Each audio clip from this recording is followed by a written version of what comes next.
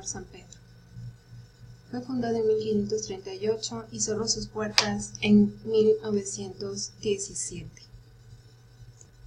Actualmente se encuentra ubicado en la calle 4 Norte 203, que es el centro histórico de la ciudad de Puebla. En este mapa observamos, fue diseñado y pintado por Pedro López de Villaseñor en 1758 y en él se pueden observar, como podemos ver en una esquina del lado izquierdo, la iglesia y el terreno preparado para lo que va a ser la construcción del primer hospital para enfermos dementes, que cerró sus puertas en 1960. El otro espacio es el que está después de lo que se conoce como el Puente de las Bubas. Es esta pequeña casa que se conoce también como el Hospital de las Bubas, que recibía a enfermos de sífilis. Por cada 10 hombres entraban solo 2 mujeres, porque se decía que eran más lentas en el proceso de su curación. Este hospital fue fundado por el coronel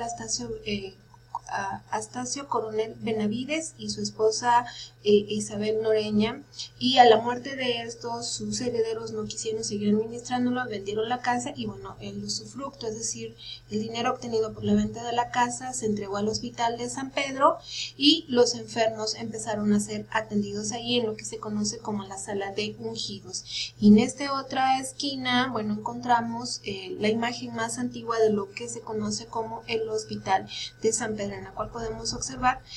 ya lo que va a ser la construcción de su iglesia en general. En esta otra imagen observamos una fotografía actual, en la que bueno, podemos ver que la estructura tectónica se sigue manteniendo tal cual en el periodo, igual que en el periodo novohispano, con la salvedad de que el día de hoy es un museo conocido como el Museo de San Pedro. Bueno, toda construcción novohispana se sabe que obedece a criterios arquitectónicos creados durante la expansión del cristianismo durante la Edad Media, en el que la iglesia era lo primero que se construía en un recinto hospitalario, porque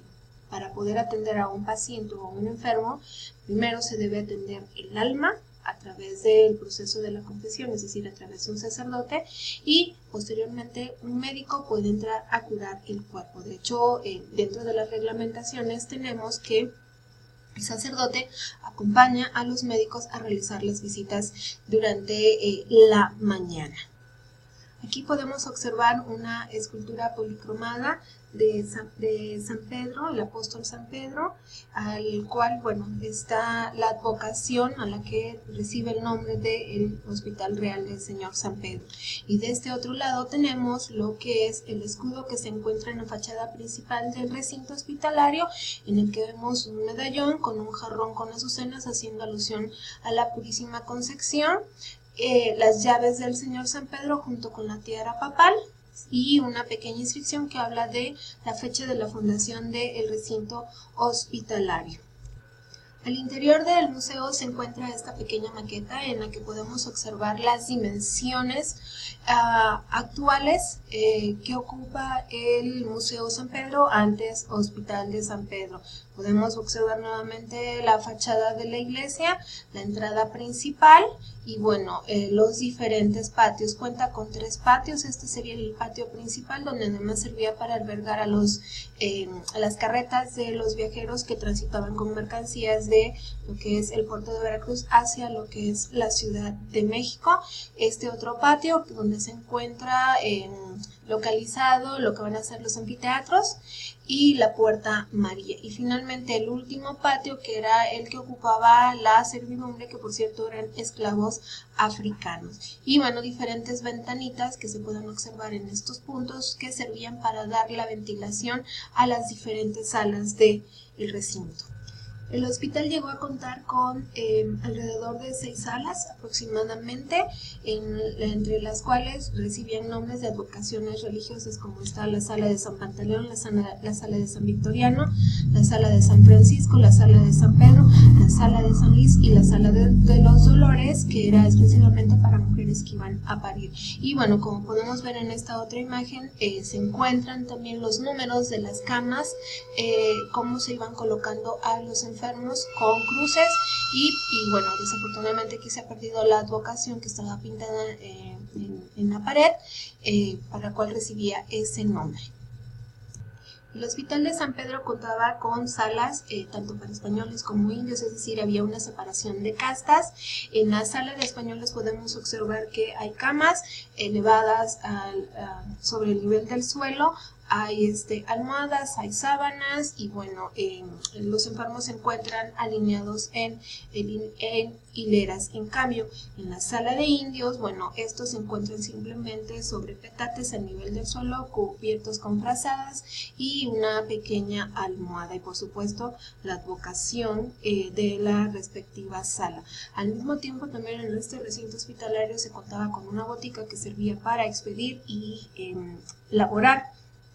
las sustancias que el médico iba indicando a cada uno de los pacientes dependiendo de las enfermedades que estos padecieran, y la rebotica, que era el espacio donde se realizaban pues propiamente todos estos preparados oficinales, es decir, se preparaban jarabes, licores, se disecaba plantas, animales, se pulverizaba, se usaban instiladores, destiladores, e inclusive hasta se podían preparar bebidas embriagantes o conservas que también servían no solo para alimentar a los pacientes al interior del hospital, sino también para expedir, es decir, sacar a la venta al público. La gente de afuera del hospital podía entrar perfectamente a comprar al mismo recinto. En cuanto a la botical, bueno, los botamenes, que son los recipientes donde se guardan las sustancias, guardan el nombre de la sustancia que debía contener, así como diferentes tipos de recipientes en los que se iban guardando las sustancias para llevar a cabo los procesos alquímicos. En esta otra imagen tenemos un acercamiento a las ventilas que se encuentran en los techos, que servían para ventilar las diferentes salas. Pues han de saber que no existían ni ventiladores ni elementos que servían para sacar o ventilar las áreas. En esta otra tenemos también un acercamiento a la escalera original con herrería. El primer patio, como podemos observar, contiene arcadas. Hoy, bueno, se le ha retirado inclusive hasta la fuente que tenía a su interior y bueno, los pisos han sido cubiertos por baldosas, que además, como se sabe, bueno, en el periodo novohispano no existen los cementerios como tal, entonces las personas van a ser enterradas propiamente al interior de los patios de los recintos hospitalarios o en los atrios de las diferentes iglesias o conventos que había en las ciudades. Observamos también el tercer patio donde se encontraba precisamente la cocina y los lavaderos, es decir, el espacio donde se lavaba la ropa de los pacientes, se surcía, se planchaba y se guardaba hasta que al paciente se le daba de alta o en su defecto el paciente falleciera y entonces, bueno, de todas maneras había que vestirlo para poderlo sepultar en las fosas comunes, porque generalmente las familias pues no tienen dinero para pagar los entierros. Y bueno, también ese es el espacio donde vive toda la servidumbre, que son esclavos africanos que el hospital va comprando para la limpieza y para la atención de los enfermos. El momento más importante o relevante de la botica que poseía el antiguo hospital de San Pedro se va a dar más o menos a mediados del siglo XIX, cuando aparece Antonio de la Cal y Bracho, boticario que viene de España a ejercer en la botica del hospital, y va a contar como ayudante con José Ignacio Rodríguez Alconedo, que es hermano del pintor Rodríguez Alconedo. Ahí también podemos ver cómo se albergó o se fue fraguando la cofradía de San Nicolás Tolentino, que cubría las necesidades de los boticarios en caso de enfermedades, de muerte, ayuda para las viudas, etc. Durante la administración de Antonio de la Cal y Bracho, se decidió comprar un jardín que se encontraba justo en la parte de atrás de lo que hoy sería el ex convento de Santa Rosa, para crear un jardín botánico en el cual los alumnos pues pudieran estudiar y tomar sus clases de botica como tal. En la imagen podemos observar a los dos boticarios haciendo experimentos, vemos a las musas de las ciencias, y en este otro pues vemos a los patronos que pagaron precisamente y que administraban lo que va a ser la cofradía de San Nicolás Tonantí. En estas imágenes podemos ir viendo cómo el hospital fue cambiando su imagen o su diseño debido a los diferentes embates de las intervenciones que sufrió la Nueva España, luego posteriormente México, las epidemias, entre otras cosas más, de hecho hasta la traza urbanística de la ciudad. En esta primera imagen que data de 1910 vemos como el piso no está cubierto por baldosas y aún se puede observar lo que va a ser la fuente principal, que era la toma de agua para el hospital. En esta otra vemos pertrechos, es decir, armamento utilizado durante la Revolución Mexicana, que es precisamente cuando el hospital cierra sus puertas en 1917 porque se ha creado un nuevo recinto hospitalario para albergar a los pacientes con mejores condiciones. Entonces se aprovecha para guardar el armamento. Y en esta otra que data de los 1980, vemos cómo el recinto pues ahora es convertido a canchas donde se daban clases de deporte como box, fútbol, béisbol, etcétera, entre otras cosas más. Y finalmente esta otra imagen que data más o menos como de 1960, donde ya vemos que ya no hay carretas tiradas por animales, sino que ya empezamos a observar lo que van a ser los coches. Después de 1917, el recinto hospitalario va a ser trasladado a lo que va a ser la facultad de hoy de estomatología de la UAT, en el que funcionaba a través de tranvías, canchas de básquetbol, eventos de todo índole, etc. Hasta que en 1980 se acondiciona para albergar el Archivo General del Estado, y en 1999 se crea,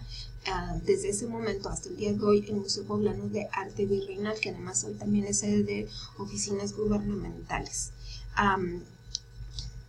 Entre otros. Y bueno, como les dije al principio, el hospital contaba con 3 patios. El patio del medio, el que se le conoce también como la Puerta Quixina, porque era el espacio por donde se sacaban a los cadáveres en una carreta para ser trasladados a Panteón de Xanenetla. Justo salen por esta puerta porque a un lado, del lado derecho, se encontraba el anfiteatro donde se iban almacenando los cuerpos para poder ser trasladados a diferentes horas de la madrugada y poder ser enterrados en las fosas comunes. Podemos observar en la placa de Talavera que indica que bueno, durante la noche se sacaban los cuerpos y estos eran trasladados. El Panteón de Xanenetla fue adquirido en 1863, como nos indica este documento localizado al interior del archivo del venerable Cabildo Catedralicio de la ciudad de Puebla, en fosas comunes. Se les da alrededor de unos 30 metros cuadrados para que los cadáveres del hospital puedan ser enterrados en este recinto. Hoy en día en este espacio se encuentra pues un súper muy grande, y al fondo se encuentran todavía algunos rastros de lo que va a ser la capilla donde se decían las misas antes de que los cuerpos fueran sepultados. Y bueno, todavía alrededor podemos ver algunas lápidas incluso.